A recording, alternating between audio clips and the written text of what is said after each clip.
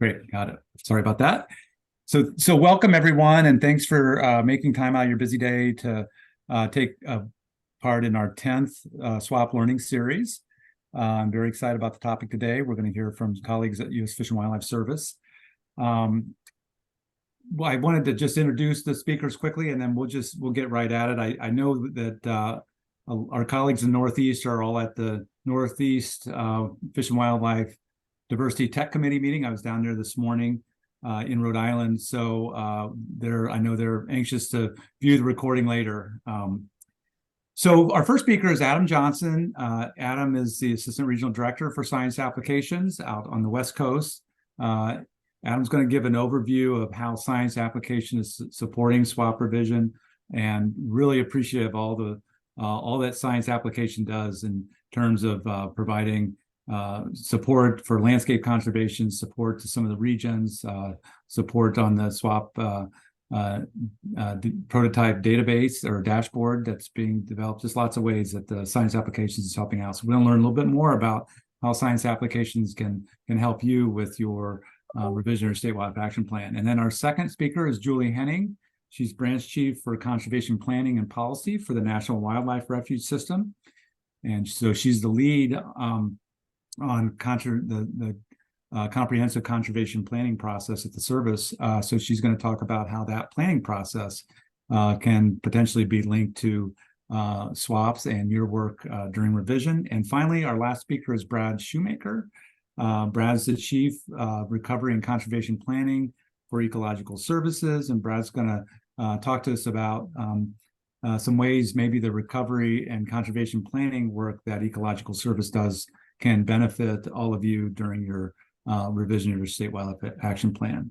After the presentations, if there's a little bit of time for Q&A, we'll try that, but feel free if there's a question on your mind to just pop that in the chat, and I'll ask our speakers when they're not presenting to try to answer those questions. And then we'll move into our breakout groups, and we have a couple of questions, trigger questions to help with that. And per usual, we'll kind of self-facilitate. I'll be in one of the breakout groups. I think Kiara will be in one of the breakout groups, so we'll kind of help facilitate those breakouts. But the other breakout groups, just if you would, just can facilitate, that would be awesome. And we'll post the questions in the chat before we go into breakout groups. So without any further ado, I'm going to pass it over to Adam. Thanks, Mark. I appreciate it. Good morning, everyone. Again, I will, well, give me just a sec here, and I will share the screen. Let's see here. Mark, it says that host has disabled participant screen sharing at the moment. Okay. Sorry about that. We'll try again. There we go. That looks like a check mark. Excellent. Thank you very much. Let's share that. Okay. Hopefully you all are seeing me click through a PowerPoint presentation. We're not in presenter. Now we are. Yeah. Perfect. Excellent. Get back to the right slide. So again, good morning, everyone. As Mark said, my name is Adam Johnson. I'm the Assistant Regional Director for Science Applications in the Fish and Wildlife Services Region 8, which is California, the entire state of California, the entire state of Nevada, and then the Klamath Basin, which is largely in Northern California, but also includes a small portion of South Central Oregon. So, again, today I'm going to be talking a little bit about the way that we have been working with our state partners and try and touch a little bit on the specifics of SWAP. I may not go quite as broad as you all may be desirous of, but I'm happy to answer a few questions. I will apologize before we jump in. I am going to have to jump off. As you may be able to tell, I am in a hotel lobby at the moment, stepped out of a meeting that I'm in to give this presentation, but I will gladly follow up with any questions y'all might have in the longer term. So I just want to briefly touch on a little bit for those of y'all who may not be fully familiar with science applications, and forgive me if all of you are. I just want to speak a little bit about what science applications is. Our mission statement is to facilitate partnerships and address shared conservation challenges in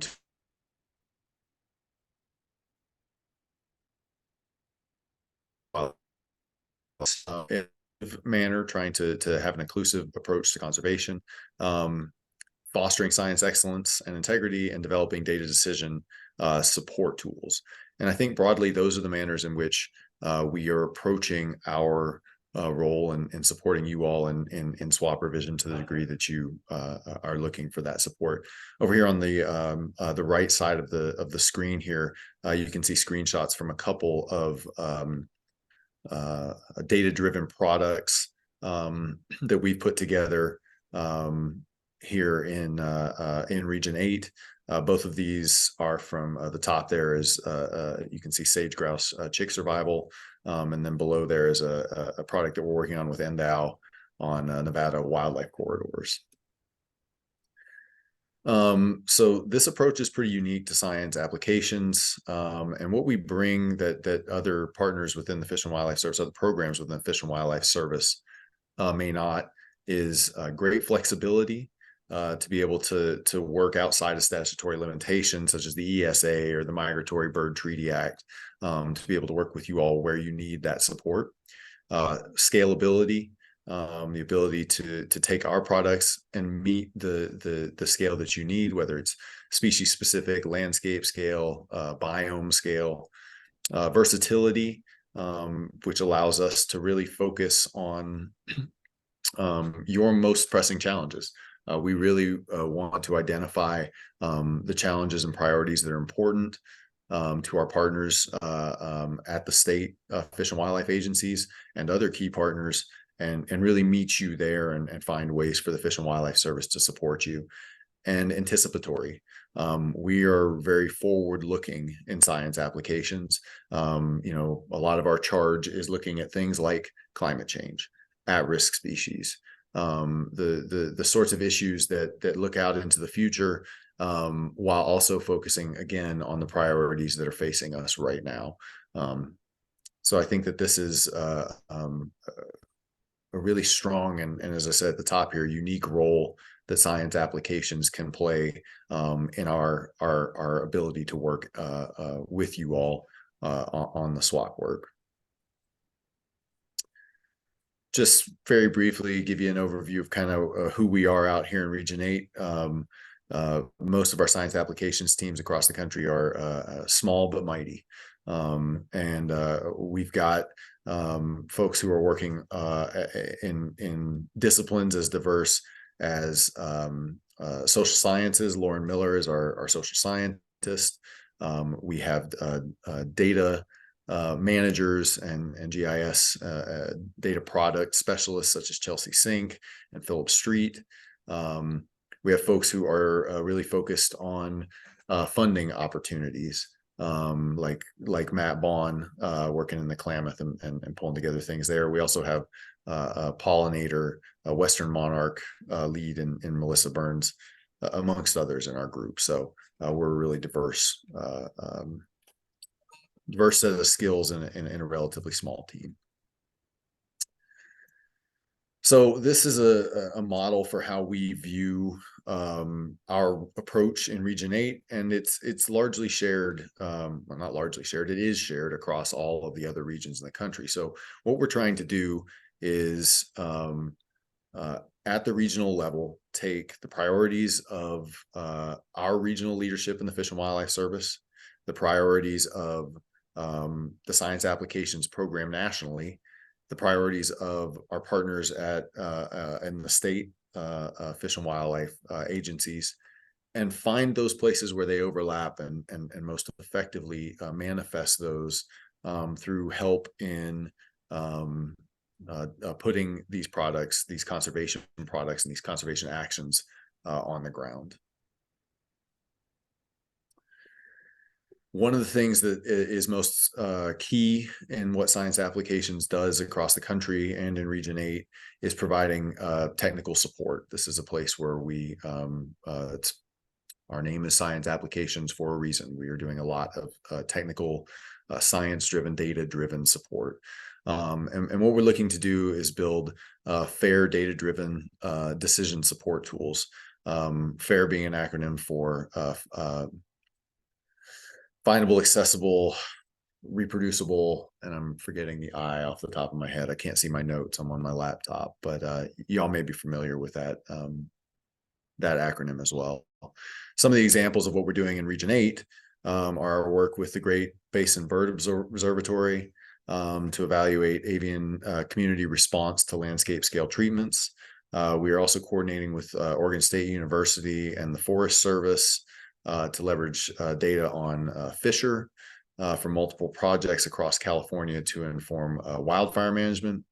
We're doing cross-programmatic support for the Ecological Services Program, specifically working with some at-risk or, listed species such as least Bell's vireo and greater sage grouse. And again, these are Region 8 specific examples, but there are region specific examples of this type of science applications technical support across the country. And I'm going to speak a little bit about some of our specific programs here in Region 8. In the Klamath Basin, we are working very hard to make sure that we are including a broad swath of partners. For those of y'all who may not be familiar with the Klamath Basin, it is a relatively small yet pernicious conservation challenge that gets a lot of national attention, very much water conservation and management driven, a lot of overlap with agricultural communities and tribal communities. And so there's a great deal of needing to do outreach and build partnerships. We have worked with this diverse group to develop what's called the Integrated Fisheries Restoration and Monitoring Plan. And essentially, we brought all of these stakeholders together, including the states of Oregon and California, and said, okay, we're going to work across the Klamath Basin and determine what we need to do to recover fisheries. This is really, really key at the moment. As many of you all are probably aware, we are on the cusp of the largest dam removal effort in U.S. history, with the removal of 4 dams in the Klamath River. And that should be realized in the next year. And then the hard work really starts, even though it took us 20 years to get to this dam removal. We're also deeply involved in a funding strategy. There are federal funds coming into the basin. And in fact, the meeting that I'm in currently is continued conversation with tribal, state, federal, local irrigation partners on how we can best leverage those funds moving forward to put conservation on the ground. California is a unique opportunity as well, in that in many ways, it has become kind of this national laboratory for what can be done in conservation, and highlights a lot of this the crossroads of challenges that have arisen in the Western U.S., in particular around water management issues, climate change and drought, a great number of threatened and endangered species, a lot of at-risk species, a number of a great deal of tribal entities as well, and then very large urban areas. So it's a really interesting challenge. Our program has been helping to coordinate the Federal America the Beautiful and the California 30 by 30 initiatives. So we've been working alongside very closely our partners in the state of California on that. Working with the National Alliance of Forest Owners Wildlife Conservation Initiative, and conducting surveys for at-risk species on private working forests. We are also working on Clear Lake Hitch, and looking at spawning and nursery habitat, modeling California spotted owl habitat, and providing science support for foothill yellow-legged frog reintroduction and translocation. So here again, just some examples of kind of the diverse ways in which we are providing both coordination and science support. another real key piece in the Western US and really key for us in California and our work with the groups that you see here on the right side of your screen is fuels monitoring work. And so, we are providing data products and data management to help these groups in their identification and monitoring of where these fuel reduction projects should happen, tracking what the impacts are to species, creating new science, creating new paradigms and setting precedents, and providing that strong coordination aspect. We are also deeply involved in Western monarch and general pollinator conservation and habitat restoration and creation.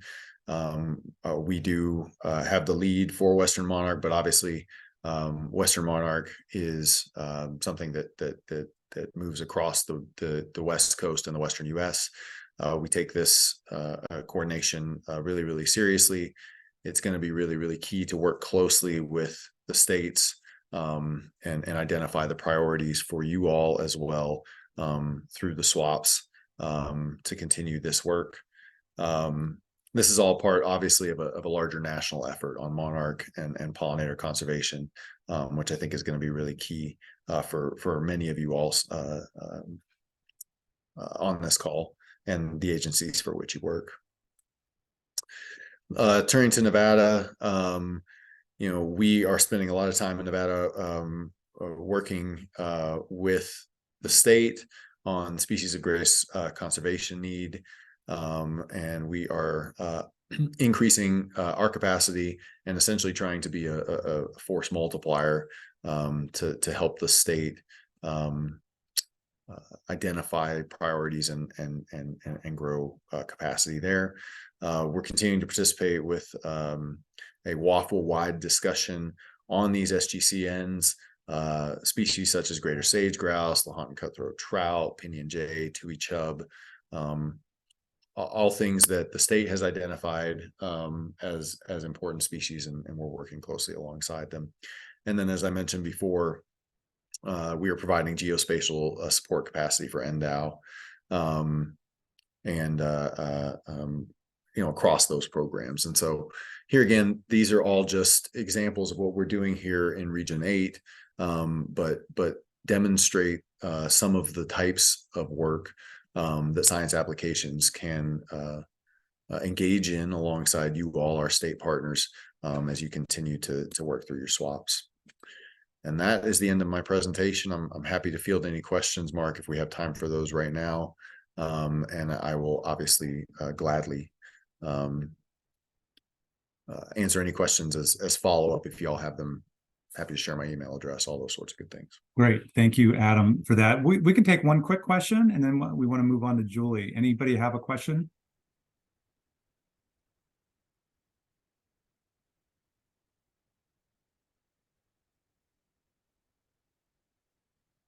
I have a quick question, Mark.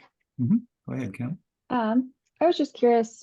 So we recently got the approval from our director's office to add pollinators to our swap in Montana, which is really exciting for us. I was just curious if there's capacity that the U.S. Fish and Wildlife can help with in other states like Montana to kind of start working on pollinators. Yeah, absolutely. So the service, we've stood up, we have a national pollinator conservation program that Science Applications oversees. But again, it is nationwide. Nicole Alt oversees that. She was recently named the director of that. And yes, we do have capacity, Kim, and I'd be happy to hook you up with the right folks to discuss where we can engage with you all on that. But yes, that's exactly what the Pollinator Center was created for. Okay, great. Yeah, I'll follow up on that. Excellent. Thank you for the question, Kim, and thanks for that answer, Adam. And so if there's other questions you have for Adam, feel free to put them in the chat or we can follow up later. But really appreciate you taking time out of your meeting today to talk to us about the work that you're involved in.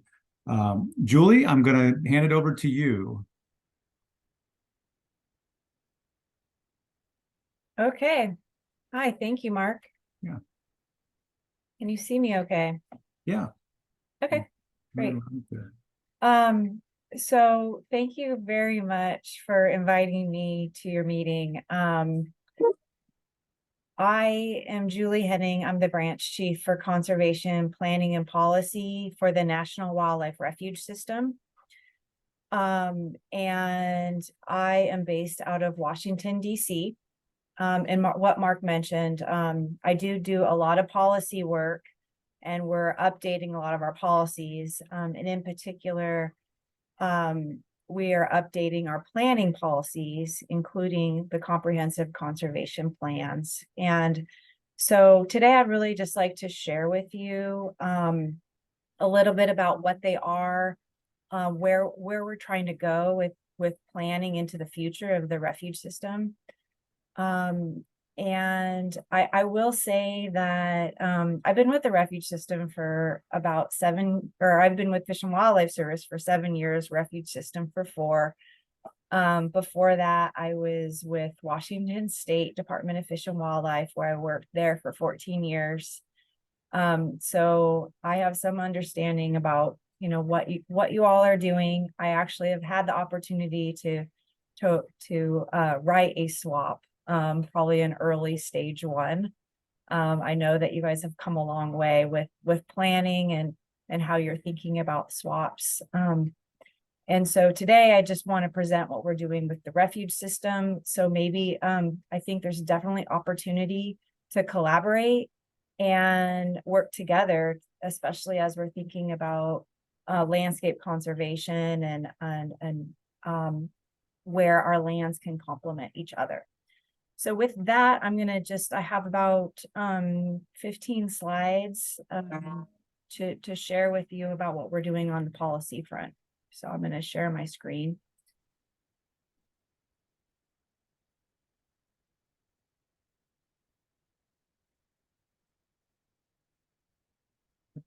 I can see it, and I think if you just click on that button down below, you can put it in presenter mode.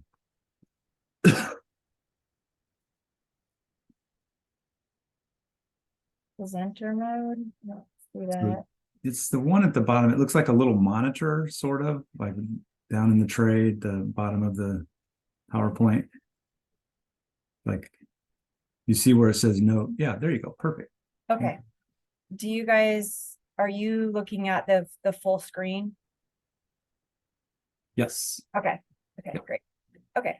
So, like I mentioned, we're really in the refuge system, we're really transitioning to modernize our conservation planning efforts.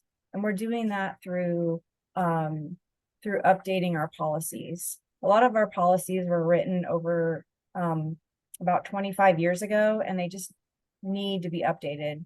And I'll talk about how they're being updated today.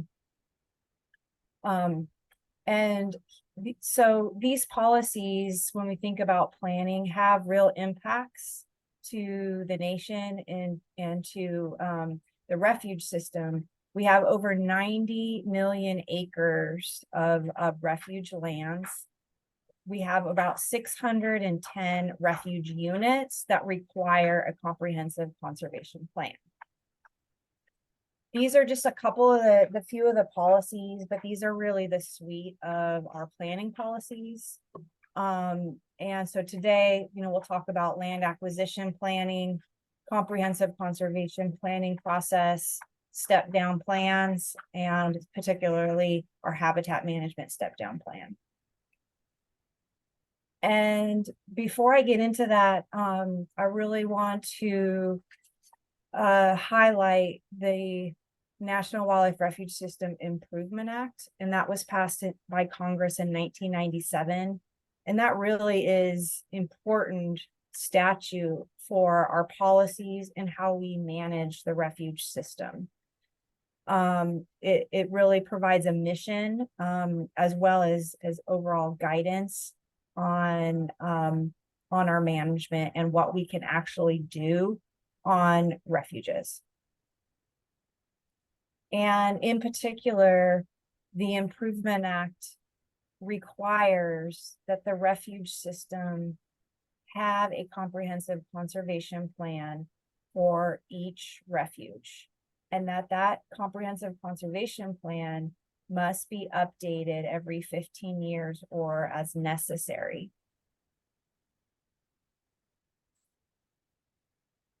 Some key provisions also of the Improvement Act, besides the comprehensive conservation plan requirement, is things like our compatibility requirement, which is basically requires us to, when there's an ask of something on our lands, it has to be compatible with the mission, and a full analysis is done in order to approve that action.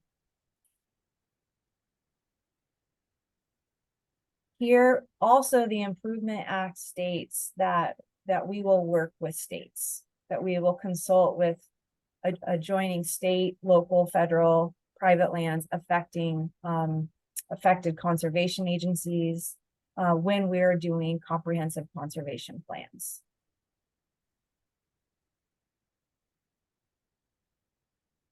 And I really like to always put this slide up and you all know this because you are involved in swaps, is that planning is so critical for land management. It really allows, from the refuge standpoint, it really allows us to improve our community involvement. It strengthens our partnerships. It provides an understanding on what we're doing on the refuge and why, and obtaining input. And it really just overall improves the community support for the refuge. Also, when we talk about comprehensive conservation plans, we have 610 units that are required to have those plans. We have 539 that actually have a CCP. We have about 70 units that don't have a CCP. And I'm excited to be here today because there's really an opportunity moving forward for us to collaborate, in that the refuge system is currently in a state where we need to be revising a lot of our plans. They're more than 15 years old. And so we have an opportunity to make some changes on how we manage individual refuges. And so now I'm going to get into the policies. Really, the policies that we're updating are really sort of internal for how we manage the system. The policies are high level. They're really about the why, the who, the what. And they really don't get into a lot of the implementation of the policies. We do that in handbooks or guidance documents to provide consistency across the nation on our policies. The objectives of our planning policy revisions were really about I'll just say incorporating the landscape context into our work that we're doing.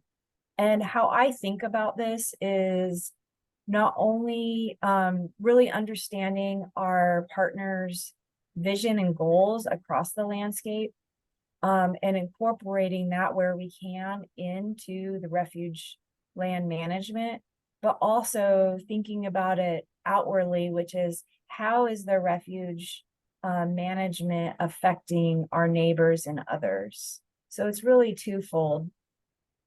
Also, these revisions really ensure that climate is considered, that our actions are affecting and influencing and making us more resilient for climate change. The policies really emphasize meaningful community engagement, and our capacity, just like yours, is really limited on the planning side. We really don't have a lot of planners, and we have a lot of planning that we need to do. And so these policies also provide for more efficiencies to streamline some of our processes. So getting into a little bit more detail, when I talk about bringing in the landscape, it's really about trying to incorporate the landscape conservation goals into the work. And this slide just really represents that we're trying to, in the future, move towards CCPs being a much higher, less detailed planning document, really with the focus around vision and goals. And then we have something called step down plans, which are supporting the overall CCP. And those will have more the smart objectives and strategies. So I just want to say that, you know, again, that these policies really are encouraging a higher level document with the detail and the step down plans. Our land protection planning policy really is about, it's about what it really is about is we have refuge boundaries, and if we want to acquire or protect some acreage outside of that boundary, this is the mechanism to do that. And so it's really about bringing in landscape planning and design or swaps, finding those areas that are the most important from a conservation standpoint, and it helps with prioritization. And then our planning process for being able to accept or acquire land. Our next policy is comprehensive conservation planning. And like I've kind of mentioned, it really sets the long-term vision to achieve shared goals, identifying the landscape level plans. And in this policy, we haven't identified what landscape level plans are. It's really about wanting to be as broad as possible to include all types of plans that are more at the landscape level. So swaps are definitely part of this. Landscape conservation designs are part of this. Maybe waterfowl management plans are part of this. But in this policy, we just kept that term very broad. Also, we're encouraging refuges to combine multiple refuges under one CCP. And this is really a change in how we've done business in the past, but it really is about encouraging that landscape level planning by if you have multiple refuges in a watershed or in that maybe have specific or similar goals, missions, that it might make sense to be combining them under one planning document.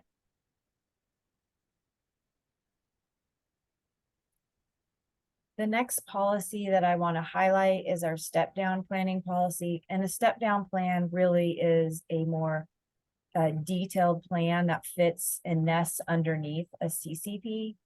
And that plan really has the actions that the refuge is going to take to meet the vision and goals for that refuge.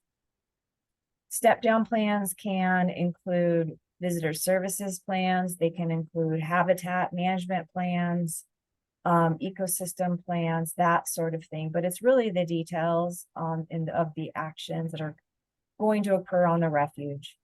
And NEPA is part of that, is developing scenarios, providing, getting public input, and that sort of thing. I do want to highlight the habitat and species step down plan. This is really a plan that could be species specific, it could be habitat specific, it could be ecosystem specific. And it really, again, steps down to support the CCP. We want the landscape approach that is in the CCP to also be in the step down plan. And we're really encouraging refuge managers to focus on the priorities, that we can plan to plan, but we need to be planning to do, right? So with limited resources, definitely we're encouraging to plan where our priorities are. So for timelines, this is really good timing that I'm getting in front of you today.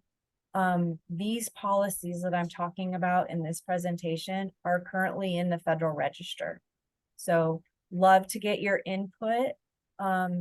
If they're in there for about 20 more days, and we've been working with AFWA and a subset of states where we coordinated early, and they provided really measurable, important information, and that we incorporated into the draft that was published in the Federal Register. Additionally, we also are working on a handbook toolbox, which is basically an internal document for people revising CCPs, developing new CCPs, that really provides templates and tools to provide some assistance. And we hope to have that rolled out just after the planning policies are completed. So that concludes my presentation, and I would be happy to take any questions. Thank you, Julie. Yeah, are there any questions for Julie?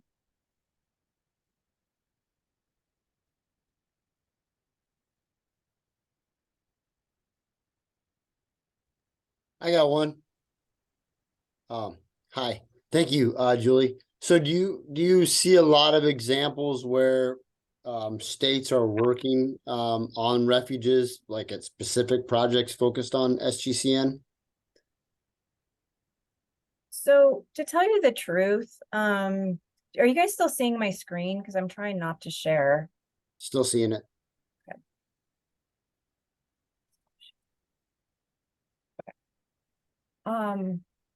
Is that better?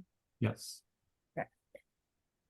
So really good question. To tell you the truth, we haven't been doing a lot of comprehensive conservation plans in the last 6 years. We've been really focusing our planning efforts on hunting and fishing. It was a really strong administration priority. And our planning budgets were cut back in probably 10 years ago down to almost zero. And so we are just starting to build up our planning capacity again in each of our regions. And, as I mentioned, some of the numbers, we're really behind on our CCP revisions. So it's a really good time, I think, for us to begin coordinating together as we're picking back up on CCPs. Thank you. Thank you for that question, Brett. Yeah. Well, and this is something we can toss around more in the breakout groups too. And I just think it's a great opportunity where CCPs can borrow from SWAPs and SWAPs can borrow from CCPs. I think there's a real opportunity to use each other's planning efforts to the betterment of biodiversity in your respective states. So I'm really excited about the new planning policy and looking forward to continue working with you, Julie, as we go forward. All right, I'm going to turn it over to Brad. All right. Afternoon, everybody. I'm going to get my screen set up here for just a second. I think it's this one. You seeing the full screen version of things? Yes. Okay. All right. So my name is Brad Shoemaker. I am the relatively new branch chief of recovery and conservation planning with U.S. Fish and Wildlife Service under Ecological Services, which is the counterpart to the National Wildlife Refuge System. And we're going to talk today a little bit about the recovery process, its authorities, where that can tie in with swaps, and sort of let you guys piggyback off of those efforts. So why don't we hop on in and we'll get going. So we're going to start with the process overview for our recovery plan, sort of three-part framework and what we do. But the piece I want to talk about here is that state wildlife action plans serve as the blueprints for conserving fish and wildlife and preventing endangered species within each state, right? That's without regard for ecosystem boundaries or sort of ecological boundaries or species boundaries. States have to submit these to Fish and Wildlife Service, and then you're eligible for grant funding, which is great. Actually, we're going to talk about grant funding in just a couple of slides. But one of the things here is each of the plan has addressed 8 required elements laid out by Congress, and must identify and be focused on areas of species in greatest need of conservation within your state. It also addresses the full array of wildlife and wildlife-related issues that you're going to manage within your state. That is intrinsically different than our recovery plans. Our recovery plans and species status assessments are usually very specific to individual species. Occasionally, we will do multi-species recovery plans. That's common in places like Hawaii, and we would do all the avian birds under one plan. But generally speaking, you're going to get individual species specific information, which is very different from your swap. Now, that said, you can compile these together, sort of take the individual species range or ecosystems that they're operating in, pull out what's applicable to you, and then build off of those. The 8 components of these plan, similar to our recovery plan, the process shown on the slide, blends these different sort of what are Fish and Wildlife Service recovery plans into a single state action plan that you guys can then go work off of. Sorry, I had a pop up. So recovery plans, when you're building your swap, can offer straight upfront sort of Fish and Wildlife Service vetted information on the current species status, expectations for population in the near term, identified quantifiable actions, metrics for recovery, addressing root causes of what the species issues are, whether that be habitat loss, fragmentation, illegal collection, wildlife trade, climate change, or other potential impacts. And you guys can sift through those, take out the pieces that are applicable within your jurisdictional area, and then essentially plug and play into a lot of your swaps. From there, I want to talk a little bit about authorities here for a moment. So we're gonna go way back. The Endangered Species foundational document for all of these programs and the basis for scientific management of species, habitat, and ecosystems. Not just at the federal level, but it requires a lot of states as well, right? So Section 4, the recovery plan and status reviews are very similar to swaps in that, they're looking at the root cause, they're looking at current status of the species, and you can grab that information from here and vet it with your agency, look at what actions you can take on your ground, and then put it in your own swap. Now, not everything is going to apply. You may have different boundaries. You may want to work with your neighboring state. This is a good foundational document for you both sort of to start at and then work from there. But really what I would say is you want to picture your swap as a consolidated recovery plan for all the species within that area. So you're taking all the individual Fish and Wildlife Service documents and you can consolidate them into what applies within your jurisdictional area. When we do our swaps, we do want to talk about sort of what changes we've had and how we do stakeholder and partner engagement. And the big question that we want to start with is how can ecological services support states in revision of their state wildlife action plans, right? And the old model of thinking and planning on this was that when we had a species and we wanted to recover it in a place, we would get very formal and we would have like a regional director appoint a specific team or a working group. And we're moving away from that right now. There was significant administrative time loss associated with being so formal, essentially speaking. For SSAs, and more importantly for recovery teams, the current Fish and Wildlife Service model is small, strategic, with established timeframes to actually sort of get down the road, make some decisions, and get to the implementation stage.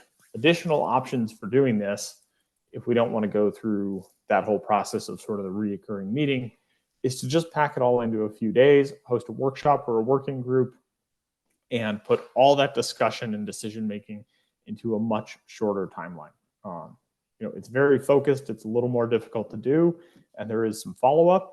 But the benefit there is you can shorten what is a multi-month process, year and a half process, into a much shorter timeline. And our goal is to get you guys in the implementation work on the ground, sort of past that planning stage, to actually be taking some conservation actions. With metrics and actions defined in those recovery plans, when you were going to do one of these working groups, it's a great place to start and then develop, your SWAP, or you can engage and be developing the SSA or the recovery plan themselves. Authorities on these we're gonna cover in the next slide. So once we move down this, how do we actually get to putting actions on the ground, right? So sections 10, 6, and 7 of the Endangered Species Act are the core tools used for recovery. Section 10, conservation plans, that's habitat conservations, conservation benefit agreements, and sort of what I would consider the most important one, the section 10J, sort of reintroducing a species and the ability to manage it once it's there. Section 6 is where we have authorities to cooperate with states, and very important for you guys, to issue grant funding. And section 7, which is less applicable, where we consult with other federal agencies on their projects and associated impacts. So through these tools, we can greatly increase management options for states. And while they're separate agreements, it's like step-down guidance. You get policy and you get step-down guidance in handbooks. This is sort of the opposite process, where you get these foundational documents and species assessments and recovery plans and SWAPs, and then you actually get to your grant application and exactly the actions you're going to take and funding associated with it, and you get out the door to go do something on the ground. So while these are separate agreements and it's a little bit of time to build on each one of these, the actions can build off the foundation laid in the recovery planning and the SWAPs to allow greater management by the states. And the example that I'd like to use today is actually in process, but coming around the corner, is Colorado wolf reintroduction, right? So this is a state-led reintroduction of gray wolf in Colorado. But the piece that Fish and Wildlife Service can do is we can issue a 10J rule that allows for greater management flexibility once the state has actually gone through and done their reintroduction. So we can write up a plan, issue a rule that then gives the state much more authority to go out and physically manage their populations of the action that they're going to take already. I hope that sort of touched on all the different ways that these things tier off of each other and really rely on each other, and build into the actions that we need. I've got a little bit of time for questions, I think. Yeah, thank you for that, Brad. Any questions?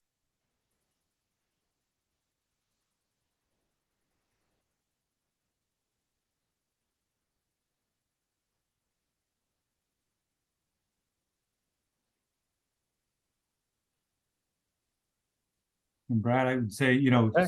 since all of the federally threatened and endangered species are very likely to be species of greatest conservation need, I think the recovery plans are just a rich source of information for statewide action plans. And I don't know if anybody on the call today can maybe in just a few minutes, tell us about your experience of using recovery plans in your swap. Is there anybody that's online that's done a swap before that can speak to that?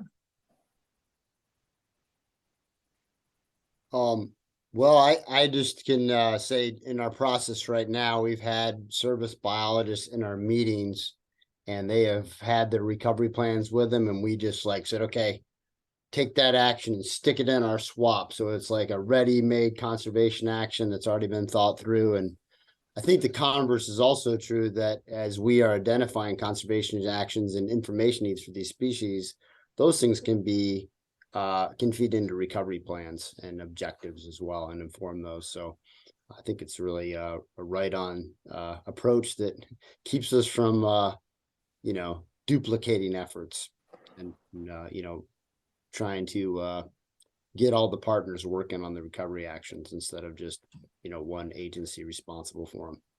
Yep. And so I would build a little bit off of that comment and say, one of the real objectives a lot of times in state agencies is, or I have a background working with DoD a little bit, is, how do we recover this species, get it off the list, sort of get the restrictions off of local community, the local economy, and give management back to the state, right? So those recovery plans outline very quantifiable, data-driven numbers of what constitutes this species being recovered. You need this many populations in this number of geographic areas that have reproduced, for so many generations with the stable population of this. It gives you guys these very specific things where if you want to go that route, dedicate some funding, get funding from the state or anything, you can say, these are the things that we need to be managing for. These are the root causes of what's stressing these species. And here's how we would implement recovery actions in order to get to these metrics, consider this recovered. And my ultimate goal is always to get something off the endangered species list and have it actually be a recovered species.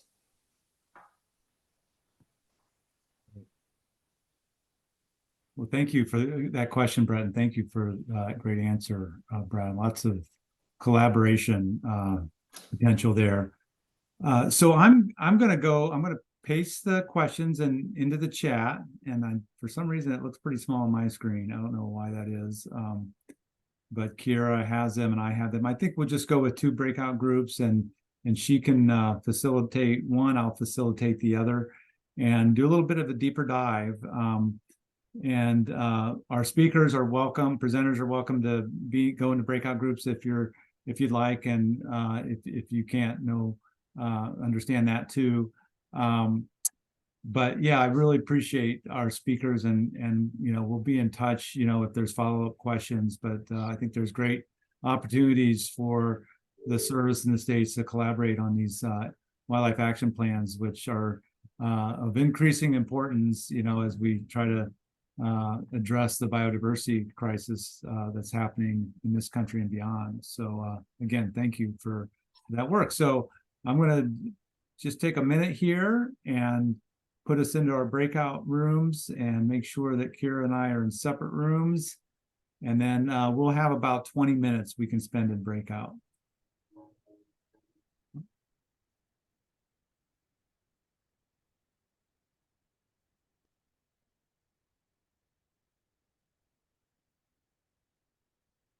Kira, I think you're in room 2, Kira. So I'm going to open the breakout rooms and I'll go into number 1.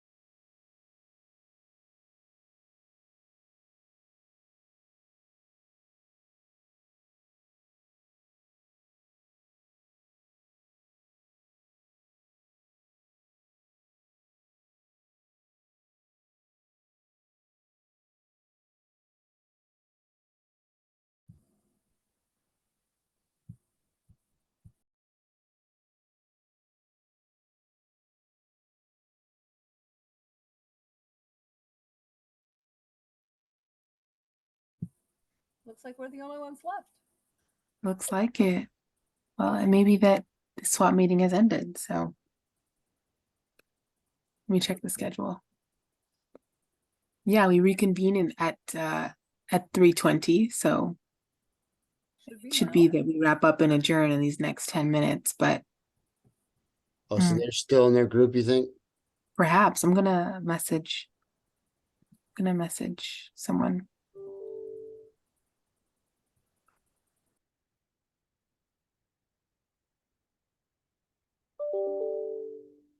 Hmm. I can only message you two. I'm not sure. I'm not sure. I was anticipating we needed to come back at this time. Yeah, same. I thought you said 20 minutes. It seems like we must still be in the breakout room. We would have from 2:50 to 3:20. Even so, I mean, we're on time. Yeah. Would you two like to just wait here, or because I can't message anyone outside of our breakout room at this time? I'm fine with just keeping this running in the background while I. If I hear chatter, I'll jump back in. Sounds good. Yeah, Well, sounds good. Cool. Right.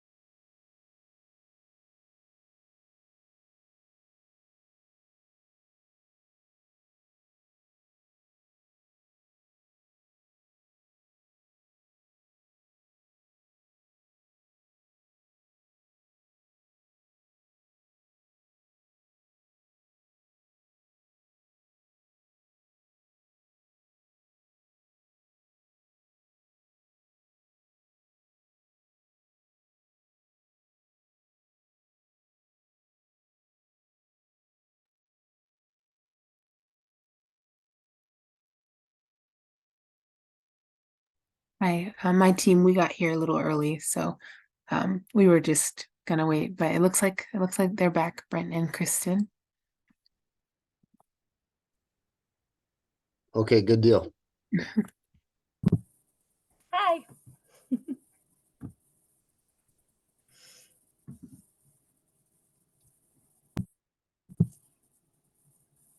Hey, John.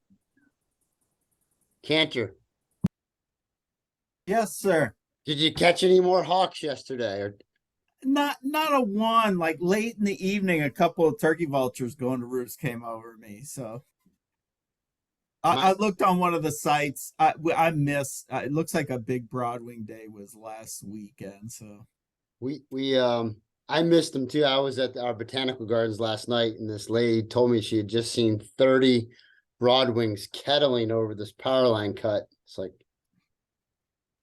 always a little late, and broke my neck, strained my neck trying to find those warblers too to know. yeah.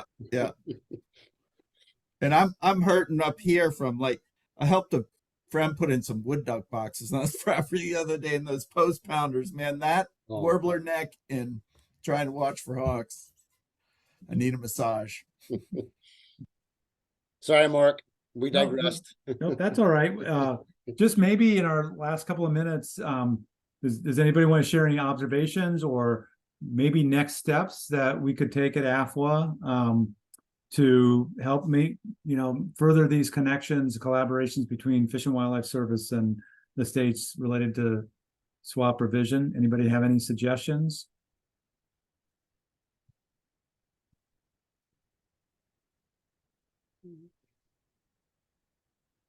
I think this is kind of on your radar, Mark, but yeah, just the contacts would be super helpful.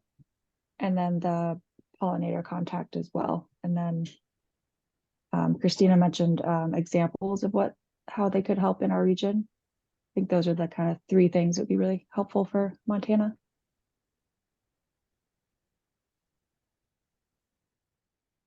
And I can just follow up with you with the Monarch Pollinator Center lead after the call. Okay, great.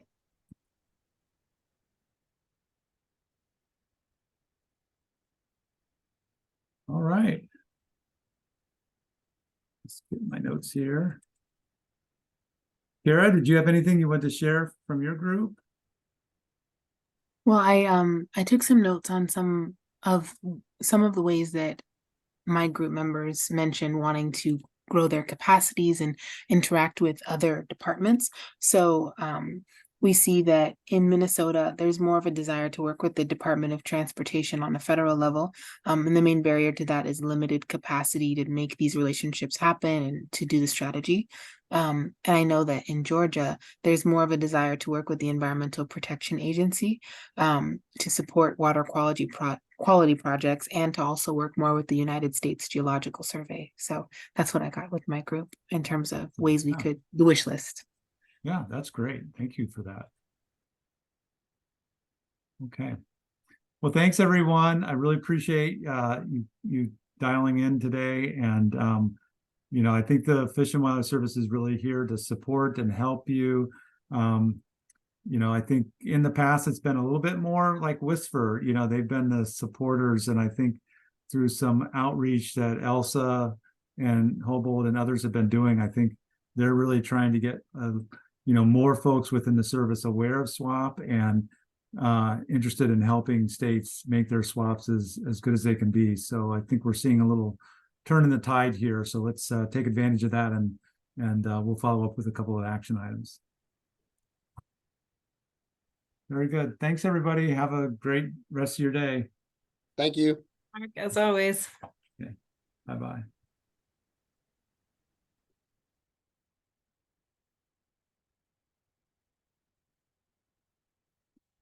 Kara, you're on mute.